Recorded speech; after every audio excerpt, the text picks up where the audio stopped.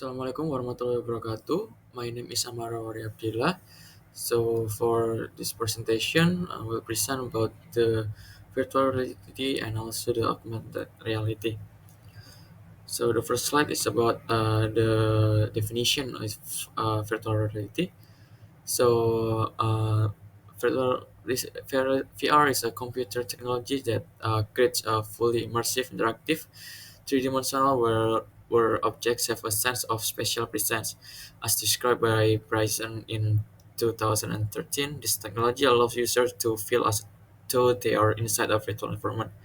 And also, according to Gigante, VR also provides the illusion of participation in a synthetic environment using a 3D displays, tracking system, and also the binaural sound to create a multi-sensory experience.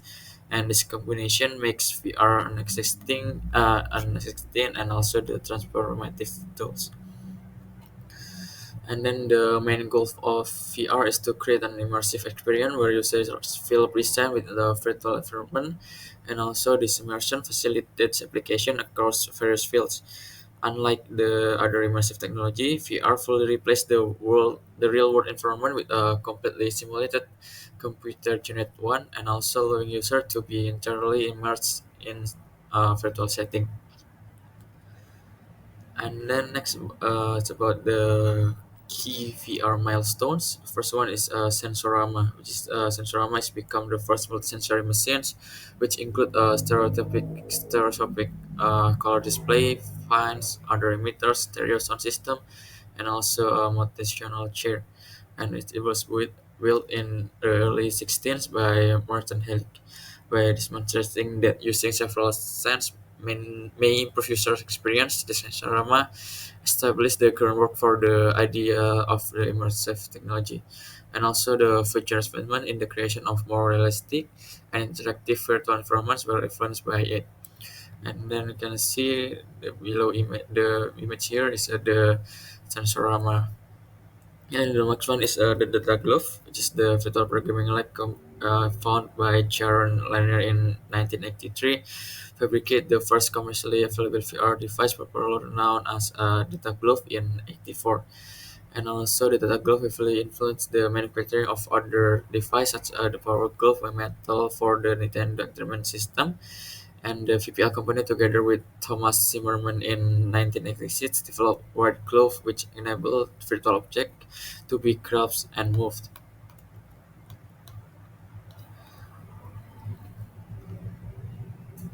And then the VR in entertainment field is VR provides fully immersive experience by placing users in a simulated environment where they can interact with digital elements in real time with other people. And this technology enhances storytelling, gaming, and other forms of entertainment by making them more engaging and interactive. So in the gaming part, VR-based game like a Beat Saber or Half-Life Alex allow player to physically interact with the game world using VR headsets and also the motion control. And in the storytelling and cinemas, a film like Dear Angelica offer 360-degree visual storytelling and letting viewers experience narrative as an active participant.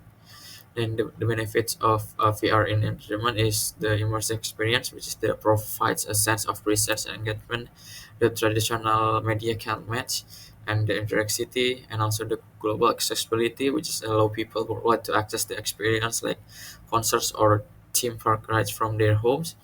And then the innovation in content creation and the personalized experience, which is offer the tailored environments and content enhancing the user satisfaction and engagement.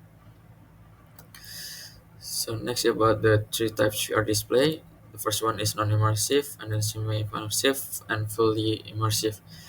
Non-immersive type of virtual VR will use your computer to control the activities within the experience. Video games like Warcraft and Dota are some examples of a non-immersive VR experience. And in these games, you rely on computer display, game console, keyboard controller, and mouse, and your interaction in virtual environment it's an indirect one as you do not experience the sense of being actually in it.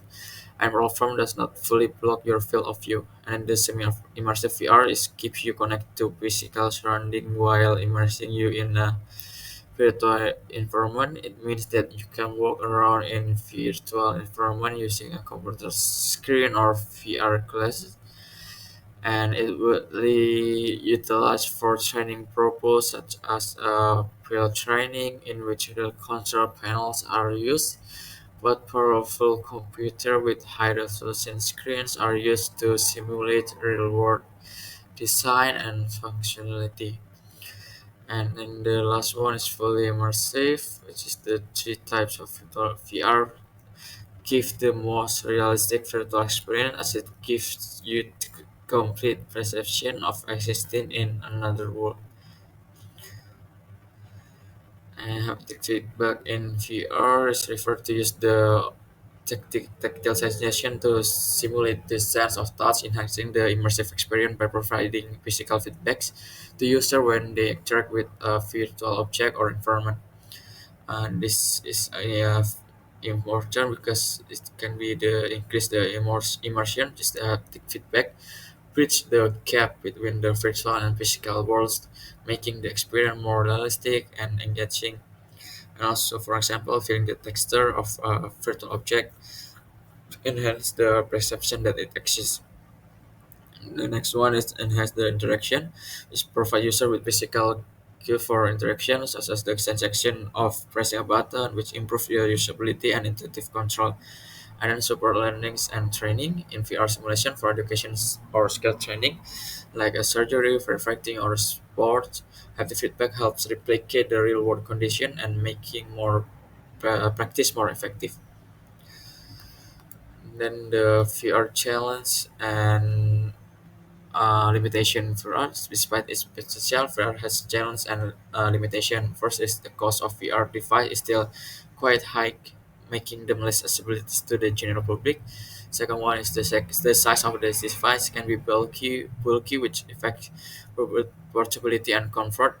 And then the next one is overuse may lead to addiction or potential eye strain due to prolonged exposure. There's also the issue of pharyngeal conflict where your eyes struggle to focus on virtual objects. Lastly, users may lose awareness for their real surrounding, which can sometimes pose safety risks because when we use a VR, we only focus on our device, but in the recent device, we can also see the uh, the uh, the real environment using that device. And the next one is about AR. AR is a technology that overlays digital information such as image, sounds, or other data onto the real world in real time, enhancing the user perception and interaction with their physical environment. And AR typically using a device like smartphones, tablets, smart glass, or headsets to blend virtual content with the real world, allowing the users to see both simultaneously. The key difference between AR and VR lies in their approach to reality. AR enhances the real world by overlaying digital elements, while VR creates the fully immersive virtual environment that replaces reality. So this is the examples of AR application. The first one is Adidas trying on shoes. Moving on to practical application of AR, let's look about the Adidas augmented reality application. This application allows users to virtually try on shoes by pointing their smartphone at their feet, and it was introduced during the pandemic to let consumers see how shoes would look on them without physically visiting the stores. And it's a great example of how AR can enhance shopping experience by combining the conveniences and technology.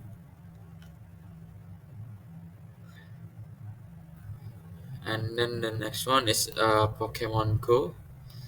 This is another popular example of AR.